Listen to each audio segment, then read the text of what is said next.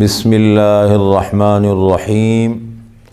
نماز کے سلسلے میں ایک اہم عنوان ہے فرائض نماز۔ فرائض نماز کا مطلب یہ ہے کہ نماز کے اندر ان چیزوں کا ہونا ضروری ہے، چاہے نماز سے پہلے ہو یا نماز کے اندر ہو، ان چیزوں کا نماز کے لیے ہونا ضروری ہے۔ اگر ان چیزوں میں سے کوئی چیز رہ جائے تو نماز نہیں ہوتی۔ ان کی دو قسمیں ہیں، ایک ہیں شرائط اور ایک ہیں ارکان۔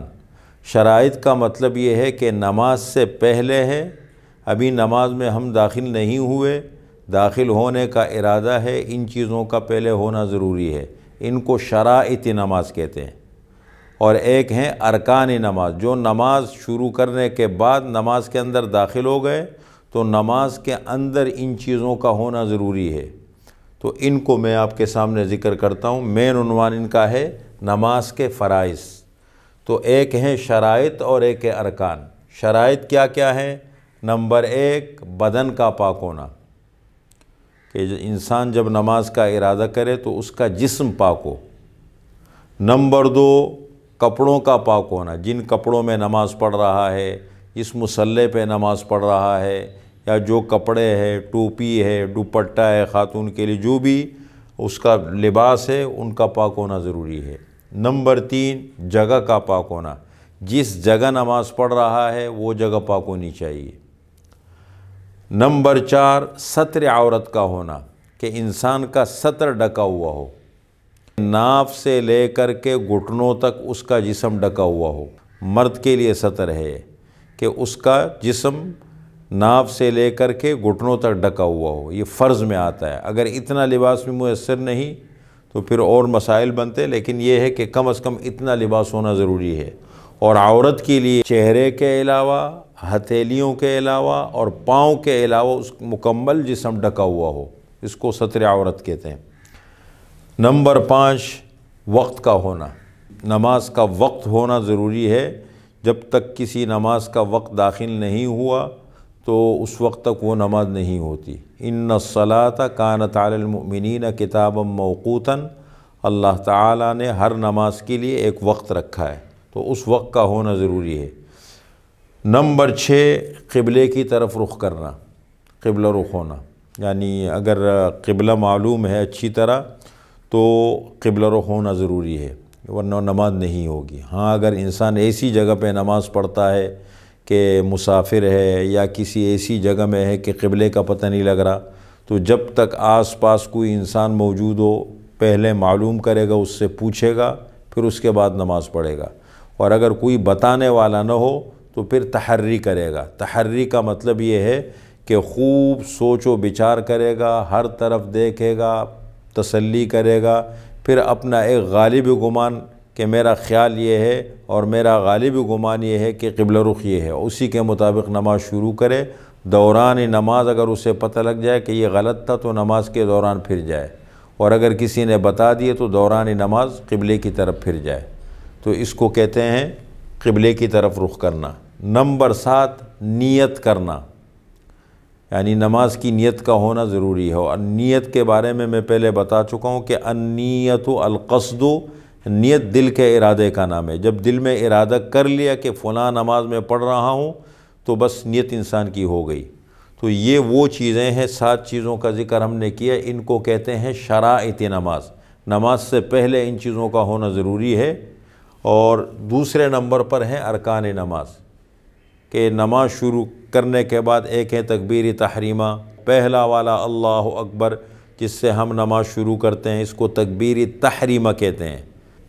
یہ نماز کے لیے ضروری ہے۔ اگر کسی نے پوری نماز پڑھی اور اللہ اکبر زبان سے نہیں کہا، زبان سے بھی کہنا ضروری ہے، دل میں کہے گا تب بھی نماز نہیں ہوگی۔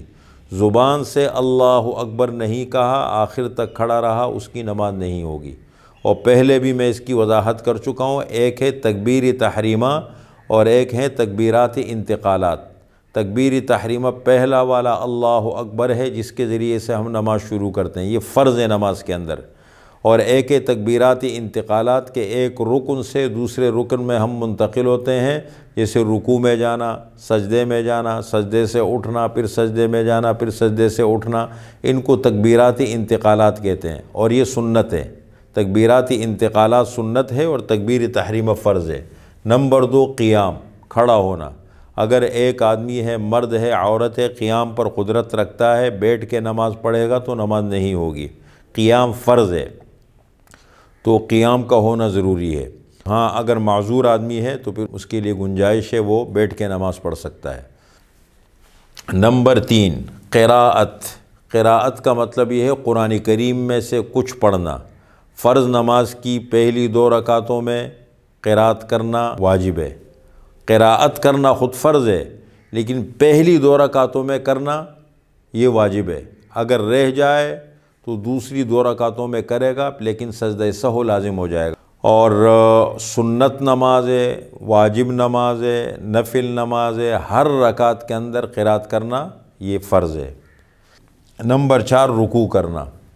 رکوع کرنا بھی فرض ہے۔ ایک ہے رکوع کرنا، ایک ہے رکوع کی تسبیح پڑھنا۔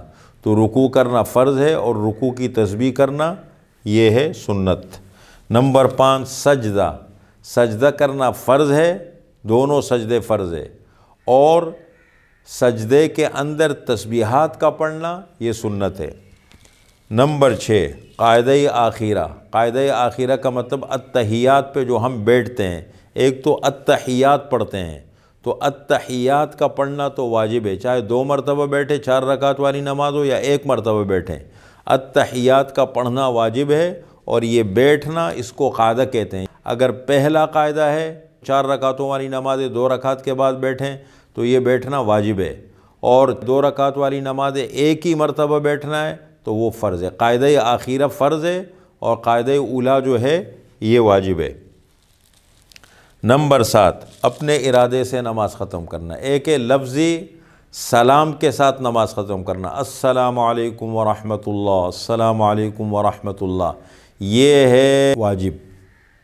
اور ایک ہے اپنے ارادے سے کہ جب نماز مکمل کرنے کا ارادہ کر لے کہ میری نماز پوری ہو رہی ہے، اور اپنے نماز سے نکلنے کا ارادہ کرنا، نکلنا، تو یہ فرض ہے۔